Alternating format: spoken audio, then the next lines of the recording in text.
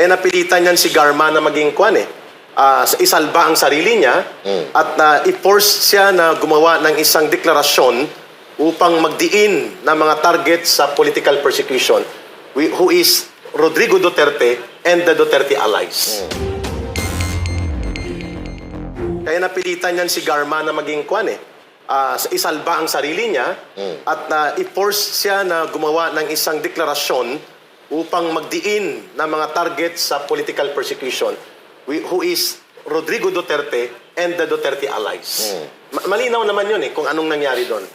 Sa tanong ni Boss Dada, mga kababayan, the oversight function of Congress does not warrant abuse and being part of persecution and dirty political games. Yun pong pinanindigan ni Congressman Marcoleta. Dapat nirerespeto ang karapatan ng mga tao at resource person, sino man sila, kapag nai-invite sila. Even in court, the rights of accused are being protected by the court in a proceeding of formal trial. Yan, hindi naman po yan korte. Tama po, dapat ang oversight function ng Kongreso at Senado, hindi po dapat lumalagpas doon sa paglabag sa mga fundamental na karapatan ng mga mamamayan na ginagarantiyan ng konstitusyon. Number 2, hindi po dapat ito ginagamit para manikil, mang-abuso, at maglapastangan sa mga individual na tinatarget upang ipahiya o kaya ipitin, gipitin, bastusin, at lapastanganin po sila. Tama ka, Boss Dada? Tama po kayo, Banateros? Guys, naranasan po namin yan ni Ma'am Lorraine kung paano po ang SMNI at ang hearing na yon ay kinonvert into a systematic attack against press freedom and freedom of expression and against an independent media organization. At kung paano ginamit ni Ontiveros ang kanyang oversight function upang mag-persecute at mangbastos at mag-prejudge at magkaroon ng isang operation para wasakin ang pagkatao ng mga religious leaders to the point na binayolate na ang separation of state and power at ang religious freedom, hindi na kinilala. Ito po ay dapat matigil. There should be boundaries on oversight function. Number 1, dapat ang binabantayan kasi ng oversight function ng Congress, Brother Boss Dada, Master Judea, and Coach Oli, korupsyon ng gobyerno. Yan. Iyan pong una niya. Number 2, kung tama o hindi ang ipinapatupad na programa ng executive o ng presidente pababa. At number 3, kung may mga nalalabag na mga batas o karapatan ng mamamayan na ang lumalabag, Estado. Yan po ang function ng oversight. Hindi po ito dapat parang isang korte na pwede ka magpa-aresto, magpa-detene. Lalo na po, i-call out natin itong mga talagang abusado dyan sa Kongreso. Si Johnny Pimentel, si Stephen Paduano, ng party list na dating NPA ito. At kung AGK ang pag-uusapan, ito may ang grupo nito, isa sa may pinakamaraming pananagutan sa extrajudicial killing. Aboy, expert. Sino? Si Paduano. O ng Padcom. So lahat po sila ng mga ito, hindi po yan allowed na labagin nila ang mga karapatan ng mga individual na nakasaad sa konstitusyon. Mantakin mo wala kang kaso pa, ikaw ay kukulong. At sasabihin nila na makakalabas ka kung kailan namin gusto. Kung kailan matatapos. At kailan matatapos. At kung kailan nila sasabihin na pwede na. That is a fundamental attack to the rights of people. Birthright po ang right to liberty and freedom. Hindi po yan pwedeng sagkaan, labagin at lagpasan at sagpangin ng isang ahensya ng gobyerno. At nakakalungkot po na yan ay nangyayari ngayon. Hindi po yan pinayagan ni Pangulong Duterte na mangyari sa panahon niya. Correct. And even in previous presidents, we have not seen that kind of abuse and overreach of oversight functions in the guise of oversight na kunwari nagre-review sila ng mga government programs and policies, pero ang ginagawa na nila ay sobra pa sa kapangyarihan ng korte. At sila ay naging executioner at persecutors ng mga taong bayan. Napakadelikado po yan. Dapat matigil yan. Even if we will become members of Congress, that should be cleared out in Congress, sa lower house at sa Senado. Itong gusto ko kay Eric, diretso, pinakalanan. No? Naku, Eric, magpapasko na naman. Nagmuntik-muntik ang... Oo, mag-1 year na pala. October din yun. October 30. Baka dito pa masimulan sa show namin. Oo nga, nagtanong ako noon Totoo ba na 1.8 billion. Naku, wag mo lang tanongin ang Banateros expenses. to, ah. Oo. Mas malaki pa pala, lumalabas. Yun pala, 2 point some Mas billion. malaki pa pala. At ang nagastos lang tumahan. nila, mga nasa 300 45 million lang. Tanong ba yan? Tanong. Oo. Tanong. So nagtanong tayo. Ang sagot namin doon very simple.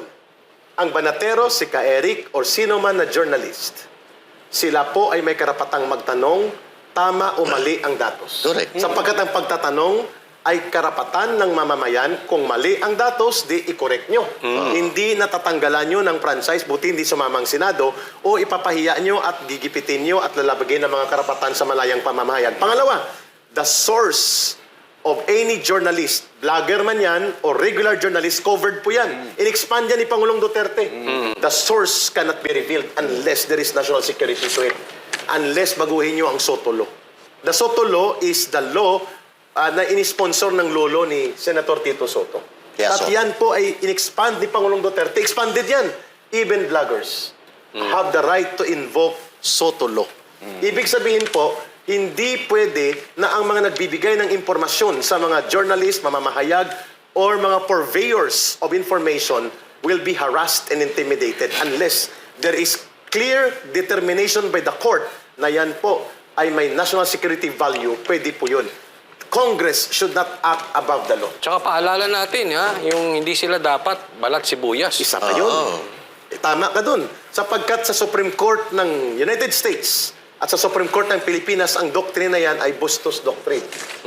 Ayan po ay isang doktrina na ang public officials, it comes with the territory nila na sila'y bukas sa pagpupuna at komentaryo ng mamamayan. At yan po, kung ayaw mo, umalis ka dyan sa pagiging public official because ang tagabantay ng demokrasya at pundasyon ng Republican government at Republican democracy ay ang participatory governance na ang taong bayan pwedeng pumuna, pwedeng magtanong at pwedeng magkaroon ng kanilang opinion. Kaya tama yung sinabi ni Attorney Jimmy Bondoc, doon nakausap natin siya na nakaraan. Who's gonna police the police? Yun. Malaking Sino problema. ang magsisita sa Congress at Senate? Kasi lumalabas, parang sobrang makapangyarihan nila.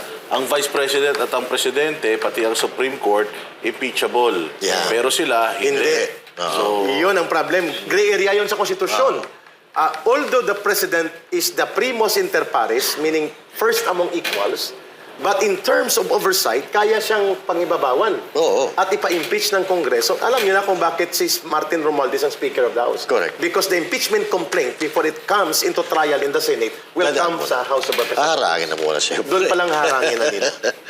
Tama yung punto na yun, ha? Papabor ka ba na magkaroon ng dapat gumawa kayo ng batas para magkaroon ng isang independent na departamento na magpupulis sa mga congressman at saka senador na hindi dapat ina-appoint ng presidente, dapat ini-elect din Ng tao. ng tao. Ginagamit yan sa Europe. Correct. Sa European political system, pati pong bidding, hindi yan exclusive sa government. Ang mga public biddings and public works, nakikialam ang private sector. As third party, oversee. Nag-oversee sila sa third. Tama ako, agree ako dyan, Boss Dada, that Congress, the Senate, and the lower house should have clear-cut saan hanggan lang ang investigation. Ano po ang hangganan ng contempt power? Itong si Paduano, panayang contempt ito eh. Dapat inahambalos ito ng kanyang pananagutan doon sa panahon na nasa RPA, ABB ito at nasa NPA siya. So kailangan po yan maklip at kailangan po mapigilan yan. At sino po, tama, sino mag-iimbestiga dito sa mga paglabag nila sa mga pondo? Halimbawa, nagtatanong ang taga Marikina, saan napunta ang mahigit 300 million pesos na ayuda na napunta kay Kimbo? At bakit dinidisplay niya sa Facebook? Mabuti, ngayon ay tinatanggal-tanggal na niya ang milyones na mga bag at mga jewelries niya. So, yan po ay mga, sino mag-imbestiga sa kanila? Takot ang COA, ang ombudsman, hindi dumidirekta sa kanila. These are matters that should be discussed inside Congress. If you are a public official, even if you are part of the legislative body, you should not be acting above the law. At dapat alam ng COA yan at ng DBM. Dapat nagsasubmit din sila ng independent budget. Agree ako sa sinasabi ni Boss Dada. Coach Oli and Master Judea, there should be a third-party private group na ang kanilang trabaho ay mag-oversee sa mga budget na ito at mga public works na hindi nakatali lamang sa government bodies. Oo. At saka, Eric, no, dapat, itong paglalagay ng speakership, ng isang speaker dyan sa House, dapat, hindi dapat po pwede yung kamag-anak ng presidente. Dapat makagawa tayo ng batas na Out gano'n. of delicadeza, it should Diba? be. Dapat, gano'n. Walang delikadesa eh. Kasi ito si... Kung matatandaan nyo, mga partners, kung matatandaan nyo, si PRRD, di ba, dati, sabi niya, Ayaw niya. kung magiging speaker si Paulo Duterte, Magre-resign magre-resign siya. siya. Yes. Pero ito, siya mismo ang nag-appoint sa pinsan niya. Siya ang na nagmaniobra. Oo. Na kakaiba. magiging speaker of the House. Oo, agree ako sa punto na Oo. yan. Na dapat magkaroon din ng degree of level of professionalism and delicadeza. Sapagkat delicadeza po, napakahirap bilhin yan sa public market. Oo. Mahirapan tayo niyan. Mahirapan pa Oo. hanapin. Oo. Kailangan may guideline yan. If you're attached to the sitting president, there must be a rule na hindi ka pwedeng kumandidato.